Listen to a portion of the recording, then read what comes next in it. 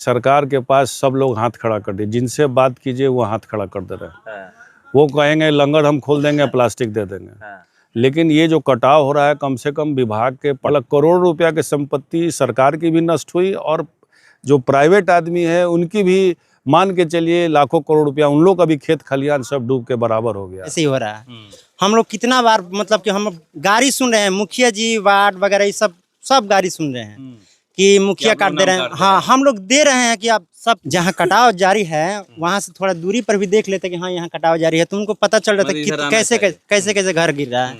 लेकिन जी स्थल पर कोई बस बात फोन पर का लेवल नीचे है, कहाँ ऊपर है, सब जानकारी मिलती है, लेकिन किसी को कोई मतलब नहीं है। बस आप यही कहना चाह रहे हैं कि अधिकारी को ग्राउंड पे रहना चाहिए। बिल्कुल रहना चाहिए, अधिकारी ग्राउंड के लिए हैं। जवैनिया स्कूल के पास आप पहुंचे हुए हैं, यहाँ की स्थिति देखे हैं, पब्लिक से बात कर रहे हैं, क्या पब्लिक बात बताइए आपको? पब्लिक काफ़ी नाराज है यहाँ के प्रशासन से। जो लिस्ट जो निकला है, लिस्ट जो मुआवजा मिलना है जिनका मकान गया गंगा नदी में, उस लिस्ट में भी कमी पाई गई है। मुखिया जी भी यहीं पे है, मुखिया जी ने बना के कुछ दिया, उसमें भी काट दिया गया। इस तरह की समस्या सुनने में आ रही है। दूसरी समस्या सुनने में आ रही है कि 7,000 जो मिला है पैसा, बहुत सारे परिवार में नहीं आया है। तीसरी समस्या है कि यहाँ कोई झांकने नहीं आया। कुछ लोग का मकान में सामान है, वो भी कटने वाला है। कोई ना कर्मचारी है, ना ब्लॉक का कोई आदमी है, कोई देखने भी नहीं आया। अगर वो सामान निकालना है तो किस तरह सामान निकालेंगे, रास्ता बंद हो गया। कई तरह की समस्या है। यहाँ पे जनता अपने हाल में जो भी मदद अपने एक दूसरे का कर रहे हैं लोग, और यहाँ से सामान निकाल रहे हैं लोग। तो अधिकारी से क्या बात करिए, क्योंकि अब तो सामान निकल नहीं सकता, जो भी है अब फंस गया है। देखिए, इस सरकार के पास सब लोग हाथ खड़ा कर दिए, जिनसे बात कीजिए वो हाथ खड़ा कर दे रहे हैं।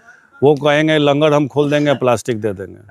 लेकिन ये जो कटाव हो रहा है, कम से कम विभाग के पटना से टीम आनी चाहिए, प्रभारी मंत्री आना चाहिए, टीम आनी चाहिए कि कैसे ये कटाव इतना बढ़ गया यहाँ पे, और आगे किस तरह इस कटाव को रोकेंगे।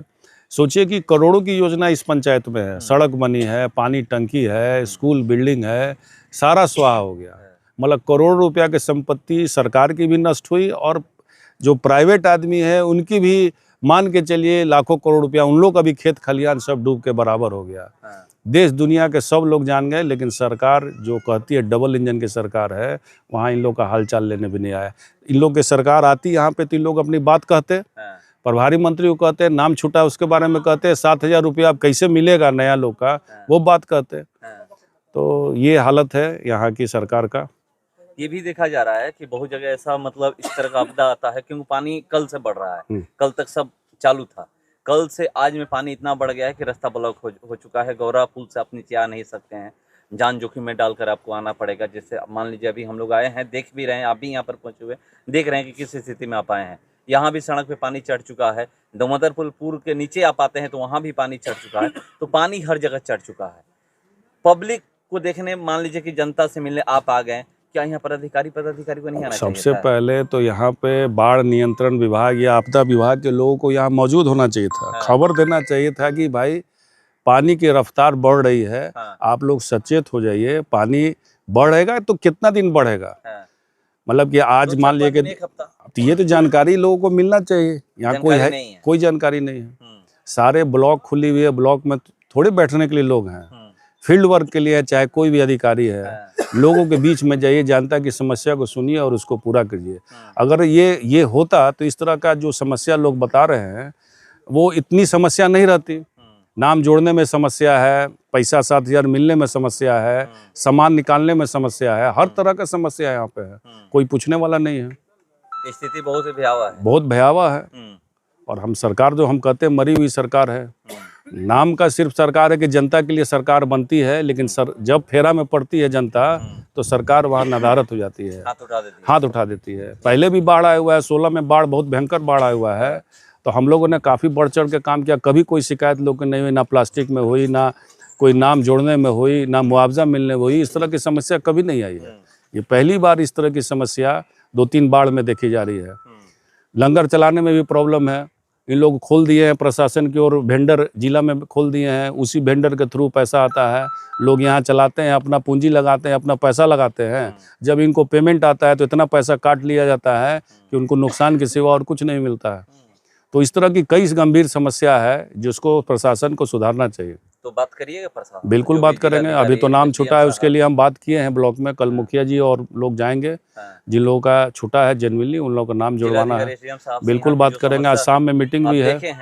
बिल्कुल बात करेंगे। बताइए क्या कह रहे हैं। हम बोल रहे हैं कि जिनका घर विलीन हो चुका है वो इस आधार पर नाम जोड़ रहे हैं कि एक मतलब के आदमी का अगर 5 बच्चे हैं, उनका घर भी अलग है, तो उसके पिताजी का नाम को पकड़ के उसमें से 2-3 नाम या पूरा ही नाम काट दिया जाता है।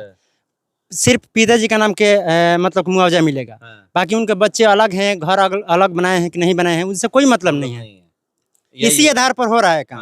होना क्या चाहिए, कैसे होना चाहिए कि जिन बच्चों का, जिनके परिवार का मतलब कि घर अलग बना हुआ है, उनका परिवार अलग रह रहा है, तो उनका मुआवजा मिलना चाहिए, ना कि उनके पिताजी के आधार। सबको पता है कि आज सब शादी ब्याह होने के बाद अपने माँ बाप से अलग हो रहे हैं, सबको पता है। यहाँ ये हो रहा है कि मतलब कि मान लीजिए कि 10 परिवार हैं, मतलब कि एक पिता का वो अलग अलग हैं, तो उनको उनमें से देख कर कि इनमें फलाना है, एक ही नाम मिल रहा है, तो उनमें से नाम काट दिया जा रहा है, उनके पिता का नाम छोड़ दिया जाता है, बाकी सब ऐसे ही हो रहा है। हम लोग कितना बार मतलब कि हम गाड़ी सुन रहे हैं, मुखिया जी वार्ड वगैरह ये सब गाड़ी सुन रहे हैं कि मुखिया काट दे रहे हैं। हाँ, हम लोग दे रहे हैं कि आप सबका नाम दे रहे हैं, मतलब कि कोई ऐसा नाम ना हो जिसका मतलब घर गिर गया है, बेचारा कहाँ जाएगा। घर आप लोग जाकर नाम दे रहे हैं। जी, इससे बड़ा अपराध कोई होगा? उसके बावजूद भी नाम नहीं हो रहा है। कौन से वार्ड है? मेरा तो 4 नंबर वार्ड है, बगल में मेरा 5 में तो मतलब कि बहुत सारा, मतलब इसमें तो है ही नहीं घर। हमारा वार्ड तो आधा से अधिक समाप्त हो गया, कुछ घर बचा है तो वो भी मतलब रेड अलर्ट पर है। देखिए कटाव जारी है अभी। अभी भी प्रशासन की कोई देखने नहीं कोई नहीं आया।